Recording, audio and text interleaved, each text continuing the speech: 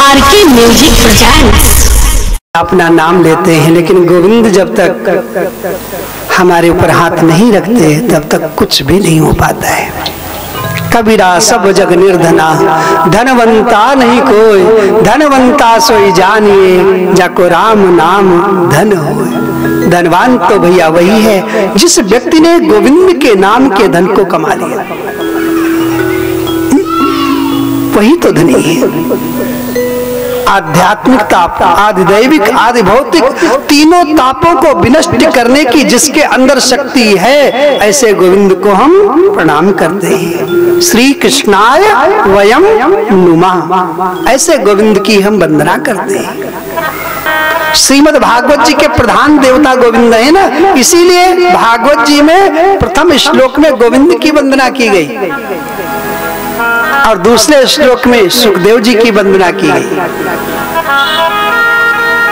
जिन्होंने संन्यास ले लिया। जन्म लेते ही सीधे वन को चले गए। महर्षि वेदव्यास जी पुकार रहे हैं, हा पुत्र, हा पुत्र, लेकिन वेदव्यास जी के अंदर वो ताकत नहीं है जो सुखदेव जी को वापस ला सके। ऐसे सुखदेव जी की वंदना की गई है। एक बात कहूं, जहां पर भी भागवत होती है वहां गंगा, यमुना, सरस्वती आकर के अपने भक्तों को स्नान कराती हैं गुप्त रूप से, और वो स्थान इतना पवित्र हो जाता है ना, उस स्थान में गोविंद का वास हो जाता है। आज जैसे हम यहाँ पर सब बैठ करके कथा श्रवण कर रहे हैं ना, ऐसे ही एक पवित्र स्थान है, उसको हम कहते हैं नैमिषारण्य। एक नहीं 88,000 संतगण वहां पर उपस्थित हुए, तपस्या कर रहे हैं, और संतों के मन में एक भावना है, कोई ऐसा महंत आ जाए, कोई ऐसा गोविंद का प्रेमी आ जाए, ऐसी कोई मंगलमयी हमको कथा सुना दे, कथा सुने हम, समाज का कल्याण हो जाए। हम लोग क्या करते हैं, कहते सत्यनारायण भगवान की कथा हमने सुनी तो फल हमको ही मिलना चाहिए। लेकिन संतों का जीवन क्या है? संत कहते हैं ऐसा कोई व्यक्ति आकर के ऐसा मंगलमय प्रसंग हमको सुना देना जिससे समाज का कल्याण हो जाए। वृक्ष कबहु नहीं फल बखे, नदीन अचवय नीर, परमारथ के कारणे साधुन धरा शरीर। जब 88,000 संतों के मन में ऐसी भावना हुई ना, उसी समय वहां पर 16 साल के श्री सूत जी महाराज आ गए, कि महर्षि वेदव्यास जी के परम शिष्य हैं सूत जी महाराज। और जैसे 16 वर्षीय सूत जी को देखा है शौनकादि ऋषियों ने, सभी उठ करके खड़े हो गए, उनका स्वागत करने लग गए। सूत जी कहते हैं मेरे को अच्छा नहीं लग रहा है, आप लोग तो मेरे दादा परदादा के समान हैं, आप मेरा स्वागत कर रहे हैं। तो शौनकादि ऋषियों में सबसे श्रेष्ठ ऋषि का नाम है शौनक जी महाराज। शौनक जी ने बहुत सुंदर बात कही है, ध्यान देना, कि धन वृद्धा बल वृद्धा आयुर वृद्धा तथैव च, ते सर्वेपि ज्ञान वृद्धा किंकरा शिष्य किंकरा।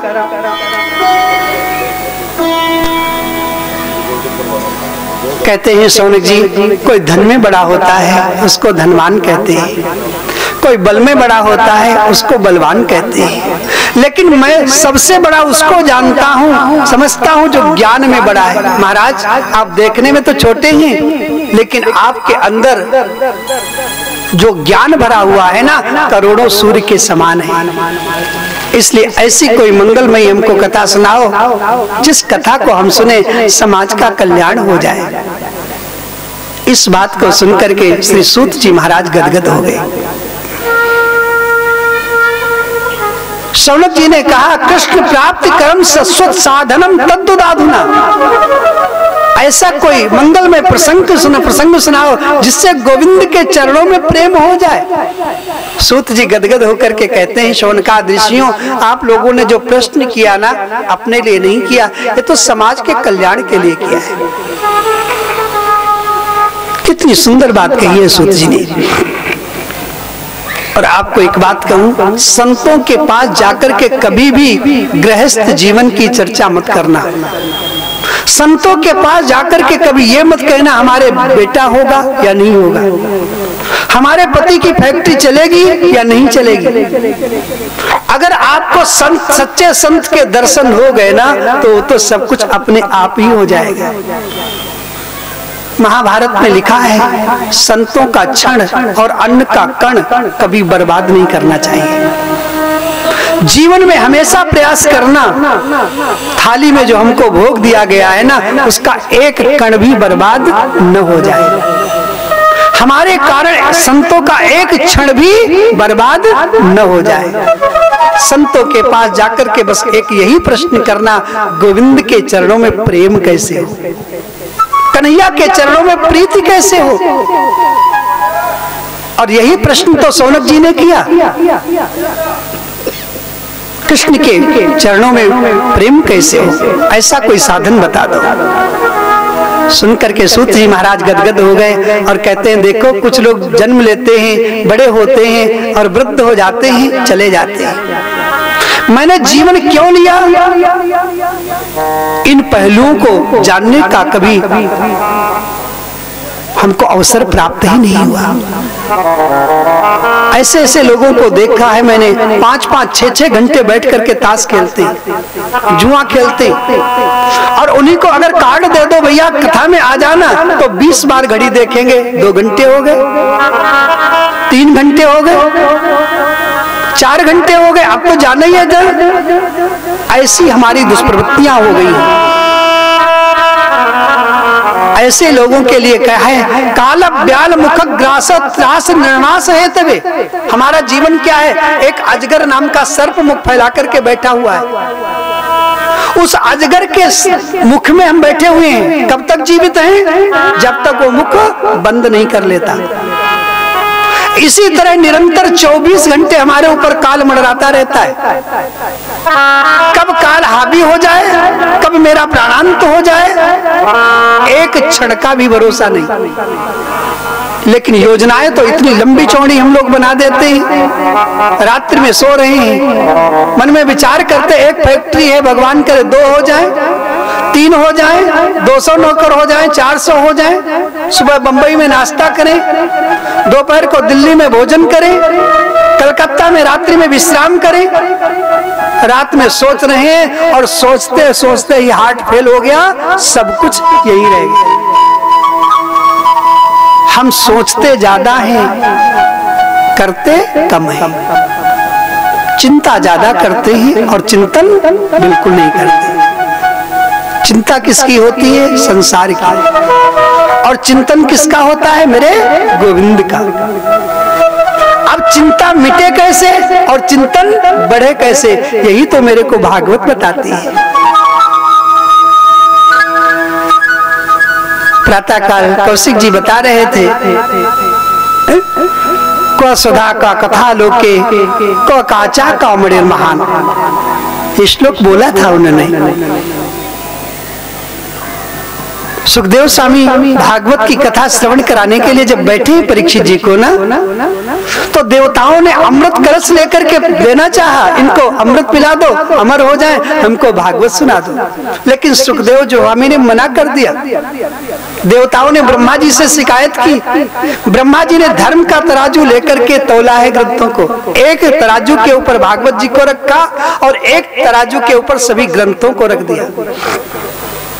लेकिन जिस तराजू के ऊपर भागवत जी रखे थे ना, वो पलड़ा नीचे हो गया, और जिसमें सभी ग्रंथ रखे थे ना, वो पलड़ा ऊपर हो गया।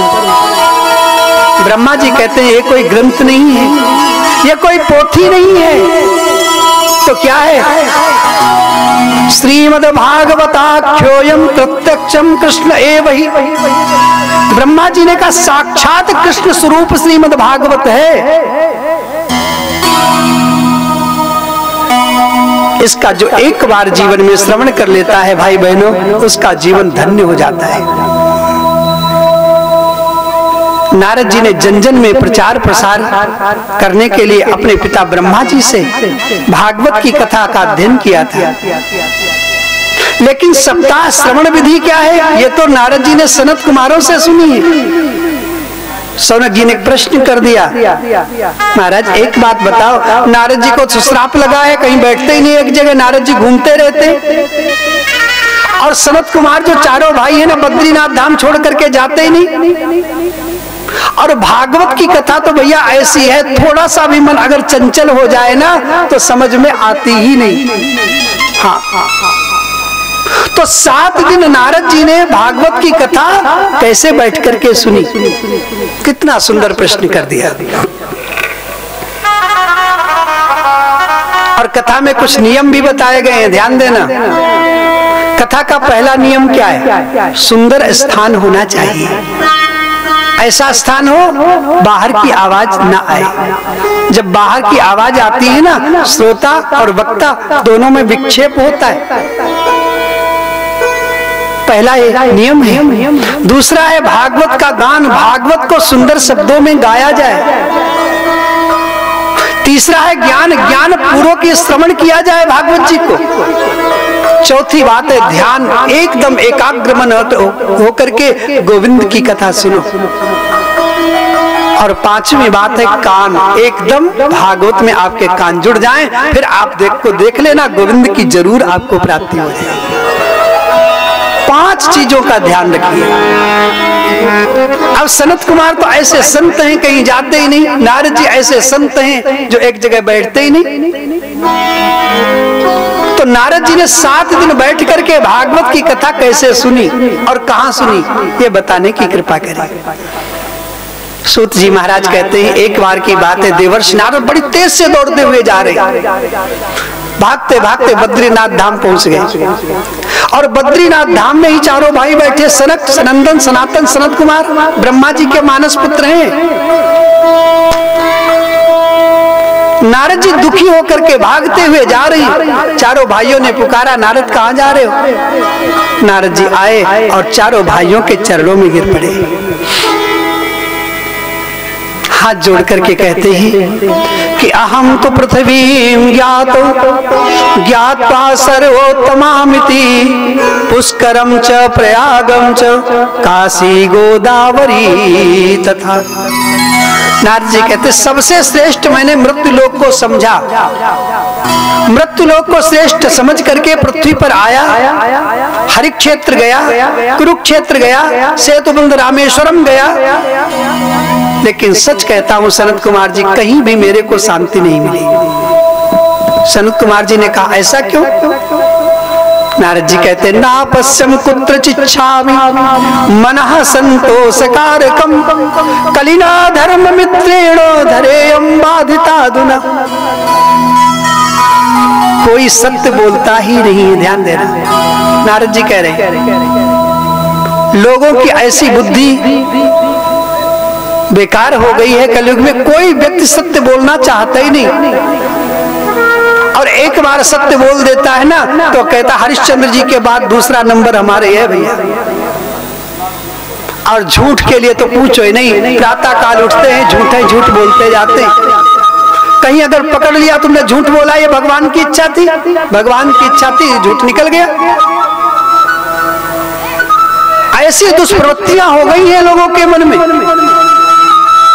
इतना ही नहीं, भगवान की तरुणी प्रभुतागे है शाल को बुद्धिदायक कन्या विकृणो लोभात दंपति नाम च कलकनम। तरुणी प्रभुतागे है, घर में माँ बाप की चलनी चाहिए, ध्यान देना। बुजुर्ग माँ बाप होते हैं ना, उनकी चलनी चाहिए, लेकिन नहीं चलती। घर में नई नई बहुओं की चलने लग जाती है, ठीक है चलो नई घर की बहू है उसकी चलनी चाहिए 1%। यहाँ पर तो क्या होता है, घर में कोई अच्छा काम होता है ना, घर के बुजुर्गों से पूछ करके करना चाहिए। लेकिन आजकल लोगों की बुद्धि ऐसी खराब हो गई है, ससुराल से साले साहब आते, हाँ साले साहब आकर के परामर्श देते, भैया ये कर लो, भैया ये करो। एक बात कहूं, दीवाल बिगाड़े आरो और घर बिगाड़े सारो। हाँ, अगर अलमारी ज्यादा काट देंगे ना दीवाल में, कमजोर हो जाएंगी। और ज्यादा साले साहब की सलाह लेंगे ना तो हमारा घर जरूर बर्बाद हो जाएगा।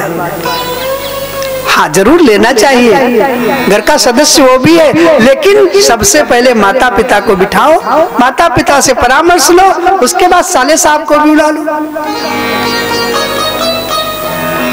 आपने महाभारत का युद्ध सुना ही होगा, शकुनी महाराज के कारण कितना भयंकर युद्ध हुआ। अधर्म का जो मित्र कली है ना, इसने लोगों की बुद्धि को विकृति भर दी है। लेकिन मैं श्री धाम वृंदावन में जब गया ना, तो एक मैंने कौतुक देखा। एक माता बैठी है, उन माता के सामने दो वृद्ध पुरुष लेटे हुए हैं। चारों तरफ बहुत सारी माताएं खड़ी होकर के पंखा चला रही हैं। मैं उधर से जा रहा था, वो माता ने मेरे को बुलाया, नारद इधर आओ। मैं गया, मैंने पूछा माँ आप दुखी क्यों हैं, और ये सामने जो पड़े हैं ये कौन है आपके? तो उस माता ने कहा मेरा नाम है भक्ति माँ, और ये दोनों मेरे बेटे हैं, एक का नाम है ज्ञान और दूसरे का नाम है वैराग्य। लेकिन माता तो जवान वहां पर बैठी है, उसके बेटे वृद्ध पड़े हुए हैं। आज भी वृंदावन में भक्ति जवान है, ध्यान देना। अभी यहाँ गोवर्धन में हम कथा करके आए हैं, हमारे शर्मा जी भी वहां पर गए थे, बड़ा आनंद वहां पर आया, किसी को एक क्षण भी थकान नहीं महसूस। 9 किलोमीटर करीब की परिक्रमा दी, फिर 5 घंटे बैठ करके कथा सुनी। 12 किलोमीटर की परिक्रमा के बाद फिर 5 घंटे बैठ करके कथा सुनी। आज भी भैया वृंदावन में भक्ति तो जवान है।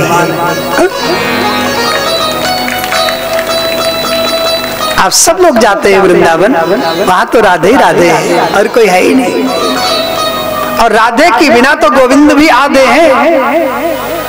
जब तक हम राधे नहीं पुकारेंगे तब तक गोविंद आएंगे नहीं। अगर गोविंद को अपने हृदय में बिठाना है तो भैया पहले राधा रानी को बुलाना पड़ेगा। जब तक मेरी राधा रानी नहीं आएंगी ना, तब तक गोविंद आएंगे कैसे?